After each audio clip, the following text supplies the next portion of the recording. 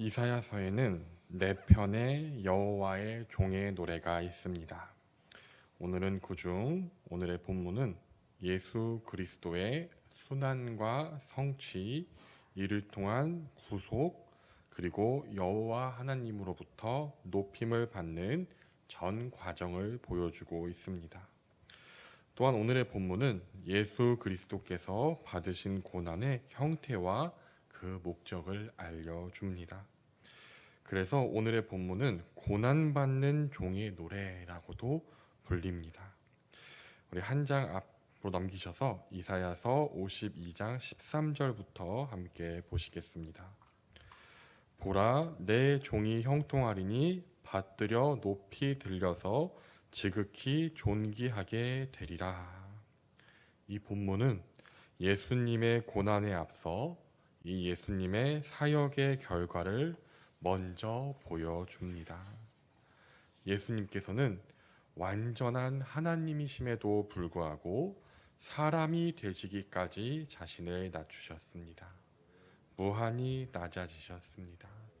이 땅에 오셔서 짐승의 구유에까지 낮아지셨습니다. 그 결과 빌립보서 2장 8절부터 9절입니다. 사람의 모양으로 나타나사 자기를 낮추시고 죽기까지 복종하셨으니 곧 십자가에 죽으심이라. 이러므로 하나님이 그를 지극히 높여 모든 이름 위에 뛰어난 이름을 주사. 하나님께서 사람이 되기까지 낮아지시고 십자가에 죽으시기까지 복종하신 예수님을 지극히 높여 주셨습니다. 14절입니다. 전에는 그의 모양이 타인보다 상하였고 그의 모습이 사람들보다 상하였으므로 많은 사람이 그에 대하여 놀랐거니와. 백성들은 여호수아와 같은 다윗과 같은 적군을 물리치고 땅을 차지하게 해줄 이런 로마의 압제에서 벗어나게 해줄 강력한 군사적 메시아를 원했습니다. 그러나 하나님께서 보내주신 메시아는 정치적 메시아가 아니라 우리를 죄에서 구원하실 메시아였습니다. 하나님께서는 예수님께서 우리의 죄를 대신해 고난받으시고 죽게 하셨습니다. 예수님께서 받으신 상함은 얼마나 큰지 많은 사람이 보고 놀랄 정도였습니다. 15절입니다. 그가 나라들을 놀라게 할 것이며 왕들은 그로 말미암아 그들의 입을 봉하리니 이는 그들이 아직 그들에게 전파되지 아니한 것을 볼 것이요 아직 듣지 못한 것을 깨달을 것임이라. 예수님의 십자가 죽음으로 끝날 것 같았던 그 사역이 오히려 예수님의 죽으심과 부활하심으로 온 땅에 퍼져 나갔습니다. 이를 통해 모든 나라와 왕들이 놀라게 되었습니다. 예수님의 죽으심과 부활하심 앞에 그의 제자들, 성도들은 이전에 없었던 새로운 사람들이 되었습니다. 고린도전서 4장 12절부터 13절 전반입니다. 모욕을 당한 즉 축복하고 박해를 받은 즉 참고 비방을 받은 즉 권면하니. 예수님의 죽으심과 부활하심을 경험하고 성령을 받은 사람들은 이제 이 세상 사람이 아니었습니다. 그리스도인들은 모욕을 당하면 오히려 축복합니다.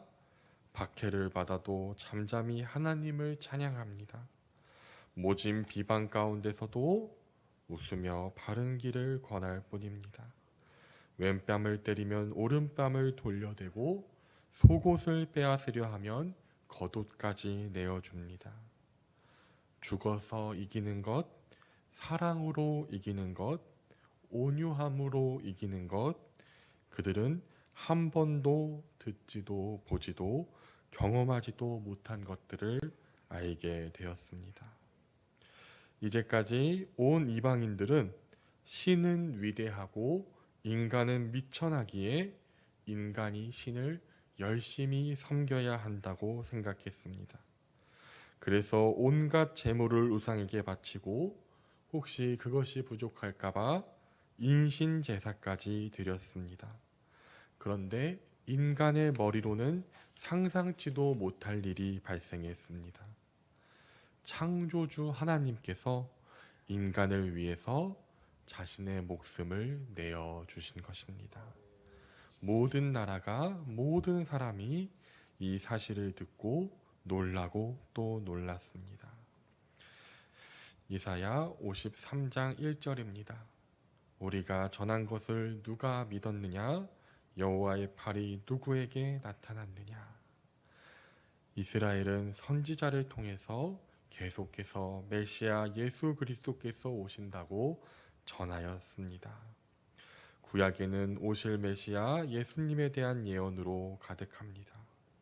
그리고 그 약속에 따라 예수님께서 우리를 구원하기 위하여 오셨습니다. 여호와의 팔, 즉 하나님의 능력은 그의 보내심을 받은 예수 그리스도를 통해 나타납니다. 2절입니다. 그는 주 앞에서 자라나기를 연한 순 같고 마른 땅에서 나온 뿌리 같아서 고운 모양도 없고 풍채도 없은즉 우리가 보기에 흠모할 만한 아름다운 것이 없도다. 예수님은 마치 이제 막 흙을 비집고 나온 작은 순 같으시며 마른 땅에서 삐져나온 뿌리 같다고 하십니다. 사람이 봤을 때 사모할 만한 아무 모양이 없었습니다. 백성들은 큰 백향목 같은 거대한 상수리 나무 같은 메시아를 원했습니다. 다윗과 같고 솔로몬과 같으며 마치 알렉산더 대왕이나 로마 황제와 같은 메시아를 원했습니다. 그러나 예수님은 가장 낮은 곳에 임하셨습니다. 당시 달동네와 같은 갈릴리 나사렛에서 자라시고 어떠한 정규 교육도 받지 못하시며 목수의 아들로 자라나셨습니다. 예수님을 뒷받침해주는 아무런 배경도 없었습니다. 3절입니다. 그는 멸시를 받아 사람들에게 버림을 받았으며 간고를 많이 겪었으며 질고를 아는 자라 마치 사람들이 그에게서 얼굴을 가리는 것 같이 멸시를 당하였고 우리도 그를 귀히 여기지 아니하였도다.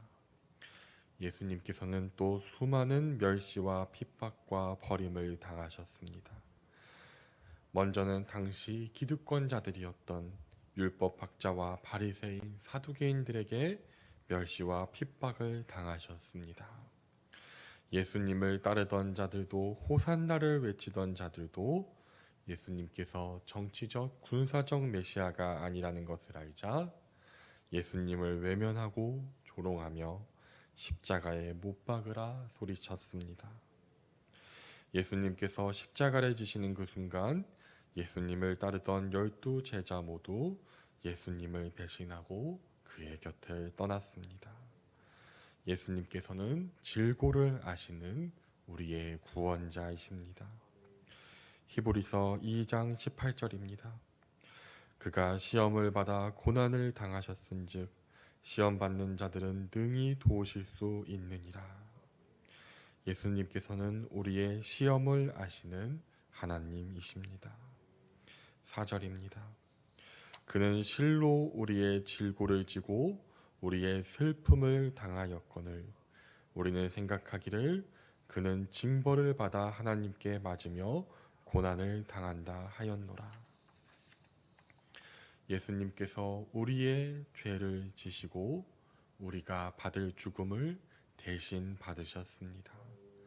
우리가 겪어야 할 슬픔을 당하셨습니다. 로마서 6장 23절입니다. 죄의 삭은 사망이요 하나님의 은사는 그리스도 예수 우리 주 안에 있는 영생이니라. 죄의 삭은 사망입니다. 그런데 예수님께서 우리 대신 십자가에 죽으시고 우리에게는 영생을 주셨습니다. 레위기 17장 11절입니다. 육체의 생명은 피에 있음이라 내가 이 피를 너희에게 주어 제단에 뿌려 너의 생명을 위하여 속죄하게 하였나니 생명이 피에 있으므로 피가 죄를 속하느니라. 하나님께서는 창세 전부터 이미 우리를 향한 구원 계획을 가지고 계셨습니다. 그 계획은 바로 예수 그리스도께서 우리를 위하여 피 흘리시는 것입니다. 오직 예수님의 피로 우리의 죄를 속하여 용서하여 주십니다. 5절입니다. 그가 찔림은 우리의 허물 때문이요 그가 상함은 우리의 죄악 때문이라. 그가 징계를 받음으로 우리는 평화를 누리고 그가 채찍에 맞음으로 우리는 나음을 받았도다. 예수님께서 가시면류관의 머리를 찔리시고 손발에 대못이 찔리셨습니다. 그 이유는 오직 우리의 허물 때문입니다. 타락한 인간은 하나님과 완전히 단절된 상태입니다. 나뭇가지가 그 나무에서 꺾이면 죽는 것 같이 타락한 인간은 살아있어도 죽은 자입니다. 그런데 예수님께서 십자가를 지심으로 우리는 다시 하나님께 접붙여지고 예수 그리스도의 지체, 즉 예수님과 한 몸을 이루었습니다. 에베소서 2장 16절입니다. 또 십자가로 이 둘을 한 몸으로 하나님과 화목하게 하려 하심이라. 원수된 것을 십자가로 소멸하시고. 오직 십자가를 통해 우리는 하나님과 화목을 이루었습니다. 6절입니다. 우리는 다 양 같아서 그릇 행하여 각기 제 길로 갔거늘 여호와께서 우리 모두의 죄악을 그에게 담당시키셨도다. 우리는 다 양과 같습니다. 양은 멀리 보지 못합니다. 우리도 언제나 근시안적인 태도를 가지고 있습니다. 양은 당장 눈앞에 불을 뜯는데 정신이 팔려서 늑대나 사자와 같은 천적이 접근해 오는 것도 잘 알지 못합니다. 길을 잃어도 스스로 길을 찾지 못합니다. 길을 잃고 헤매다 절벽에 떨어지거나 가시던 불에 걸리기가 십상입니다. 우리는 다 양 같아서 죄의 길을 가도 죄인지 모르고 죽음의 길을 가도 그것이 죽음인지 몰랐습니다. 사탄의 종, 죄의 종이 되어서 고통을 받아도 그 고통의 원인을 모르고 그저 주변을 더욱 상처 입히고 범죄할 뿐이었습니다. 그렇게 살아가고 있는 우리를 위해서 예수님을 보내주시고 우리의 모든 죄를 그에게 담당시키셨습니다. 7절입니다. 그가 곤욕을 당하여 괴로울 때도 그의 입을 열지 아니하였으며 마치 도수장으로 끌려가는 어린 양과 털 깎는 자 앞에서 잠잠한 양같이 그의 입을 열지 아니하였도다.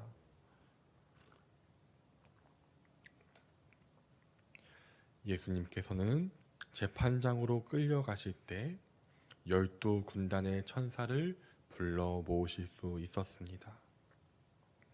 예수님께서는 권능의 말씀으로 모든 사람들을 엎드려지게 하실 수 있었습니다. 예수님께서는 죄가 없으셨기에 예수님의 지혜로 자신을 변호하셨으면 십자가를 지지 않으셨을 것입니다. 그러나 예수님은 잠잠하셨습니다. 마태복음 27장 12절에서 14절입니다. 대제사장들과 장로들에게 고발을 당하되 아무 대답도 아니하시는지라. 이에 빌라도가 이르되 그들이 너를 쳐서 얼마나 많은 것으로 증언하는지 듣지 못하느냐 하되 한마디도 대답하지 아니하시니 총독이 크게 놀라워하더라. 예수님께서는 십자가에 죽으시기 위해 오셨기에 십자가상에서 우리의 모든 죄를 지고 대신 죽으시기 위해 오셨기에 입을 열지 않으시고 오직 잠잠하셨습니다. 8절입니다. 그는 곤욕과 신문을 당하고 끌려갔으나 그 세대 중에 누가 생각하기를 그가 살아있는 자들의 땅에서 끊어짐은 마땅히 형벌을 받은 내 백성의 허물 때문이라 하였으리요. 빌라도는 유대인들의 인기를 얻기 위해 죄 없는 예수님을 고문과 수치, 죽음의 자리로 내몰았습니다. 군인들은 예수님의 옷을 벗기고 가시관을 머리에 씌우고 희롱하며 침을 뱉고 머리를 치며 폭행을 가했습니다. 예수님께서 죽으시고 부활하시기까지 그 죽으심과 고난의 참 의미를 아는 자들이 없었습니다. 9절입니다.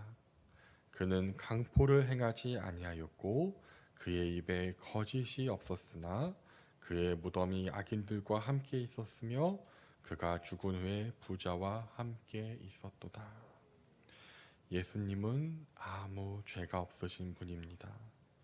그러나 예수님은 악인들, 강도들과 함께 십자가에 달려 죽으셨습니다.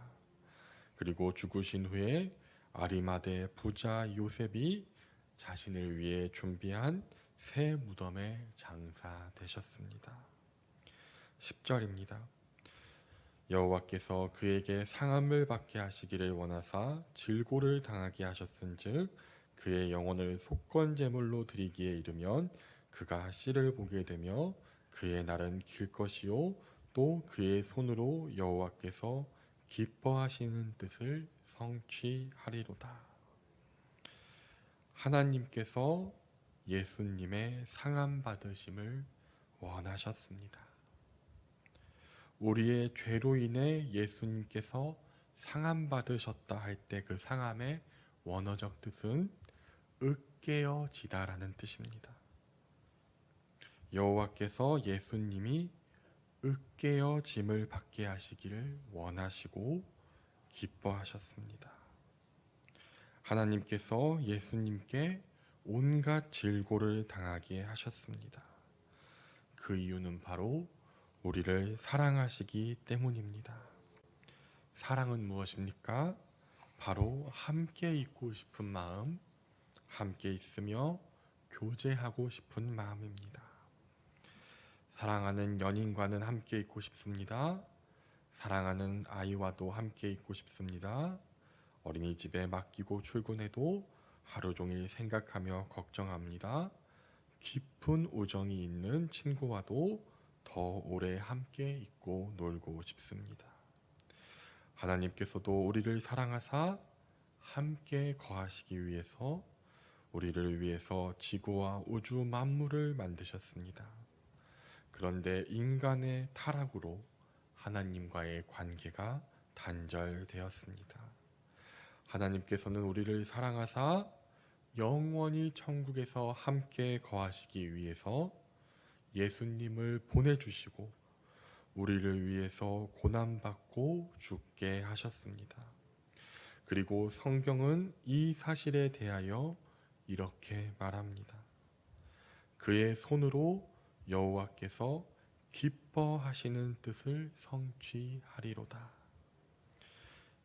예수님께서 우리를 위해서 찢기시고 수치와 조롱을 당하시고 십자가를 지시며 죽으시는 그것이 여호와의 기뻐하시는 뜻이라고 하십니다.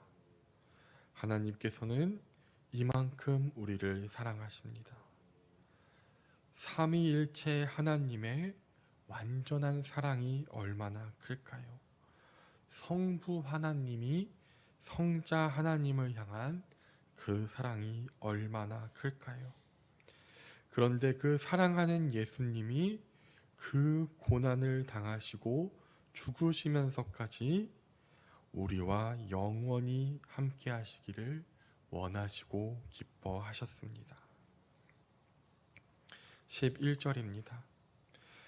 그가 자기 영혼에 수고한 것을 보고 만족하게 여길 것이라 나의 의로운 종이 자기 지식으로 많은 사람을 의롭게 하며 또 그들의 죄악을 친히 담당하리로다. 창세 전에 계획하신 이 놀라운 구속 사역이 완성되고 삼위일체 하나님께서는 그 모든 수고를 만족스럽게 바라보십니다. 그리고 이 말씀을 통해 예수 그리스도의 구속 사역의 결과를 보여줍니다. 바로 죄 사함과 의롭게 함입니다. 우리는 오직 예수님의 보혈로 죄 사함을 받을 수 있습니다. 그리고 우리는 오직 예수님께서 이루신 의를 전가받음으로 의롭다함을 받을 수 있습니다. 로마서 5장 18절입니다. 그러므로 한 범죄로 많은 사람이 정죄에 이른 것 같이 한 의로운 행위로 말미암아 많은 사람이 의롭다 하심을 받아 생명에 이르렀느니라. 천국은 죄가 없다고 가는 곳이 아닙니다. 죄가 없으면서 동시에 의인인 사람이 갈 수 있습니다. 그런데 만약 예수님께서 단순히 죄만 사하여 주셨다면 우리는 예수님을 메시아라고 부르지 못할 것입니다. 왜냐하면 죄만 없는 것으로 끝난다면 이제 우리는 죄가 없는 상태에서 앞으로 전혀 죄를 짓지 않고 이제 모든 성경에 매 순간 순종하여 완전한 의를 이루어야 합니다. 그런데 그것은 타락한 죄성이 남아있는 인간에게는 절대로 불가능한 일입니다. 그래서 예수님께서는 누구든지 예수님을 믿는 자들에게 의롭다 하시고 하나님의 자녀 삼아 주시고 그 안에 양자의 영 성령을 부어 주십니다. 이것이 바로 예수님의 피로 세운 새 언약입니다. 로마서 3장 24절입니다. 그리스도 예수 안에 있는 속량으로 말미암아 하나님의 은혜로 값없이 의롭다 하심을 얻은 자 되었느니라. 이사야 53장 12절입니다. 그러므로 내가 그에게 존귀한 자와 함께 몫을 받게 하며 강한 자와 함께 탈취한 것을 나누게 하리니 이는 그가 자기 영혼을 버려 사망에 이르게 하며 범죄한 자 중 하나로 헤아림을 받았음이라. 그러나 그가 많은 사람의 죄를 담당하며 범죄자를 위하여 기도하였느니라. 예수님께서 우리를 위해 죽으셨기에 우리는 하나님의 자녀가 되었습니다. 로마서 8장 16절과 17절입니다. 성령이 친히 우리의 영과 더불어 우리가 하나님의 자녀인 것을 증언하시나니 자녀이면 또한 상속자 곧 하나님의 상속자요 그리스도와 함께한 상속자니 우리가 그와 함께 영광을 받기 위하여 고난도 함께 받아야 할 것이니 우리는 하나님의 자녀이기에 예수님과 더불어 천국을 기업으로 몫으로 받게 되었습니다. 결론입니다. 여호와께서 기뻐하시는 뜻은 무엇입니까? 타락한 죄인인 우리를 위해서 그의 아들 독생자 예수 그리스도를 십자가에 죽게 하시는 것입니다. 오직 예수님의 십자가 보혈을 통해서 우리는 죄 사함을 얻고 의롭다 하심을 얻으며 성령님께서 우리 안에 거하십니다. 성령님께서는 양자의 영이시며 우리는 성령을 받음으로 하나님의 자녀가 되고 또 담대히 하나님을 아빠, 아버지라 부르게 됩니다. 그리고 하나님의 자녀들은 또한 상속자로 예수님과 더불어 영원한 천국을 기업으로 받게 됩니다. 고난주간입니다. 예수님께서 우리를 위하여 당하신 고난을 묵상하며 또 그 은혜 아니면 아무 소망 없는 죄인인 나를 돌아보며 또 진행되고 있는 고난주간 특별 새벽 기도에 참여하심으로 다시금 십자가 사랑을 깨닫고 하나님의 사랑을 알아서 더욱더 하나님을 가장 사랑하며 하나님께서 나를 위해 예수님을 보내주시는 것을 기뻐하셨기에 나도 내 삶을 다 하나님의 영광을 위해 기쁨으로 드리는 우리 모두가 되시기를 기도합니다. 기도하시겠습니다. 하나님 아버지 감사드립니다. 가진 것이 오직 죄뿐인 나를 불쌍히 여기시고 예수님의 십자가를 통해서 용서해 주시며 하나님의 자녀 삼아 주신 크신 은혜에 감사와 찬송 드립니다.